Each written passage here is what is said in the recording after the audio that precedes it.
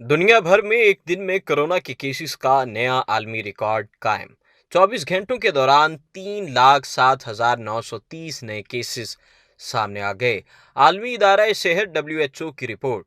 एक दिन में दुनिया भर में कोरोना वायरस के सबसे ज्यादा केसेस सामने आने का नया रिकॉर्ड कायम हो गया। आलमी इदारा सेहत WHO के मुताबिक गुज़िश्ता 24 घंटों के दौरान दुनिया भर में कोरोना के 3,07,930 नए केसेस सामने आए हैं, जो कि वबा के आगाज से अब तक एक दिन में सबसे ज्यादा तादाद है। रिपोर्ट के मुताबिक ये दूसरी बार हुआ है कि एक ही दिन में आलमी सतह पर कोरोना के मुसद्दिका केसेस की तादाद 3 लाख की हद उबूर कर गई है। इससे कबल 6 सितंबर को 3,06,857 केसेस रिपोर्ट हुए थे। 24 घंटों के दौरान भारत में कोरोना के सबसे ज्यादा केसेस 94,372 रिपोर्ट हुए हैं, जबकि अमेरिका में 45,523 और ब्राजील में 43,718 केसेस सामने आए हैं।